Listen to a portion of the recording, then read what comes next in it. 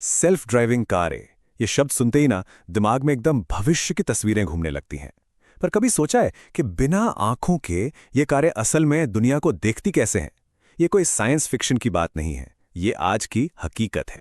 तो सबसे बड़ा सवाल यही उठता है कि आखिर एक मशीन बिना इंसानी आंखों के ट्रैफिक, पैदल चलने वाले लोगों और सड़क के संकेतों को समझती कैसे है। चलिए आज इसी पहेली को सुलझाते हैं। तो आज के इस सफर में हम क्या क्या जानने वाले हैं। सबसे पहले एक कार देखती कैसे है ये समझेंगे, फिर उसकी डिजिटल इंद्रियों की बात करेंगे, लिडार पर जो बड़ी बहस चल रही है उसे भी जानेंगे और देखेंगे कि ये सब मिलकर एक पूरी तस्वीर कैसे बनाते हैं। और आखिर में एआई के दिमाग और भविष्य में आने वाली चुनौतियों पर भी एक नजर डालेंगे। तो चलिए शुरू करते हैं बिल्कुल बेसिक से। समझते हैं कि एक कार की ये जो नज़र है वो असल में काम कैसे करती है। ये सब कुछ ऑटोनॉमस परसेप्शन के फंडामेंटल्स पर टिका है। तो ऑटोनॉमस कार आखिर है क्या?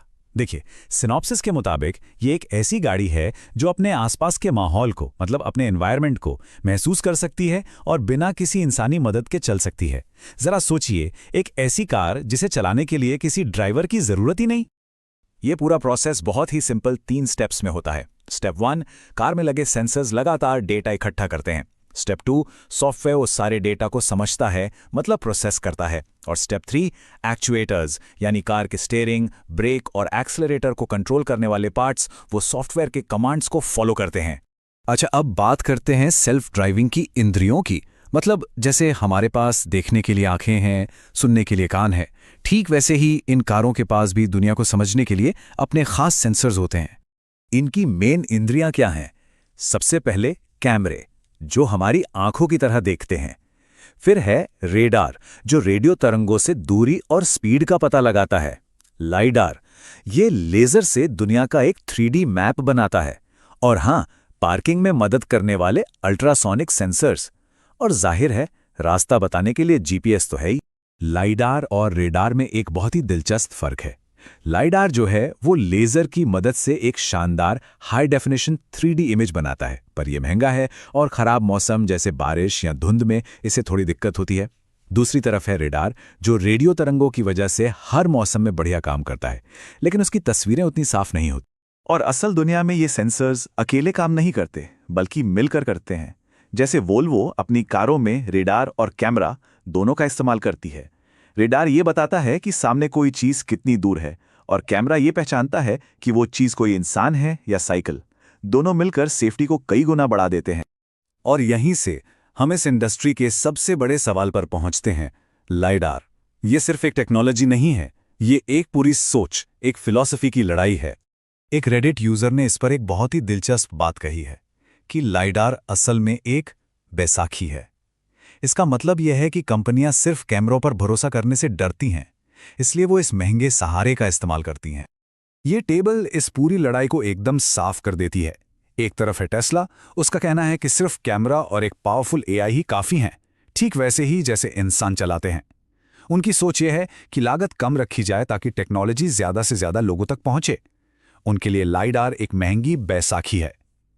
दूसरी तरफ है वेमो और बाकी इंडस्ट्री। वो मानते हैं कि लाइडार एक ज़रूरी सेफ्टी नेट है, एक सुरक्षा कवच जो हर हाल में सेफ्टी सुनिश्चित करता है, भले ही इससे कारें महंगी क्यों ना हो जाए। तो अगर इतनी सारी अलग अलग इंद्रियां हैं, तो कार इन सब से मिली जानकारी को एक साथ कैसे जोड़ती है? इसका जवाब है सेंसर फ्यूजन का जादू। सेंसर फ्यूजन का सीधा सा मतलब है अलग अलग सेंसर से मिले डेटा को एक साथ मिलाना। जैसे सोचिए कि जहां कैमरा घने कोहरे में ठीक से नहीं देख पाता, वहां रेडार काम आ जाता है। इस तरह हर सेंसर दूसरे की कमी को पूरा करता है और इससे एक ज्यादा भरोसेमंद, एक ज्यादा सटीक तस्वीर बनती है। अब ये डायग्राम थोड़ा मुश्किल लग सकता है, लेकिन इसका मतलब बहुत सीधा है। कार ऊपर से, सामने से और कैमरे से मिली हर जानकारी को एक साथ मिलाती है। और ये सब क्यों? ताकि उसके दिमाग में अपने आसपास की दुनिया का एक पूरा सटीक 3D नक्शा बन सके। अच्छा, अंदाजा लगाइए ये सिस्टम कितना बड़ा हो सकता है। वेमो की जो नई कार है उसमें 23 मुख्य सेंसर्स हैं, जिसमें 13 कैमरे, 4 लाइडार और 6 रेडार शामिल हैं। ये सब मिलकर कार को एक ऐसी 360 डिग्री नज़र देते हैं जो दिन हो या रात हर मौसम में काम करती है। कमाल है। ठीक है, तो सेंसर्स तो हो गए आंखें और कान, पर इस सारे डेटा को समझने वाला दिमाग कहाँ है? बिल्कुल, यहीं पर एंट्री होती है एआई यानी आर्टिफिशियल इंटेलिजेंस की। और ये जो एआई है, ये कोई रातों रात नहीं बना है। ये टाइमलाइन दिखाती है कि कैसे सालों की मेहनत के बाद एआई चीजों को पहचानना सीख पाया है। असली क्रांति तो 2012 में आई, जब डीप लर्निंग का दौर शुरू हुआ, और उसी ने आज की सेल्फ ड्राइविंग कारों को हकीकत बनाया है। एआई के लिए सबसे बड़ी चुनौती है एज केस, मतलब ऐसी अजीब या अनोखी सिचुएशन जो रोज रोज नहीं होती। जैसे सड़क पर अचानक किसी जानवर का आ जाना। तो कंपनियां क्या करती हैं?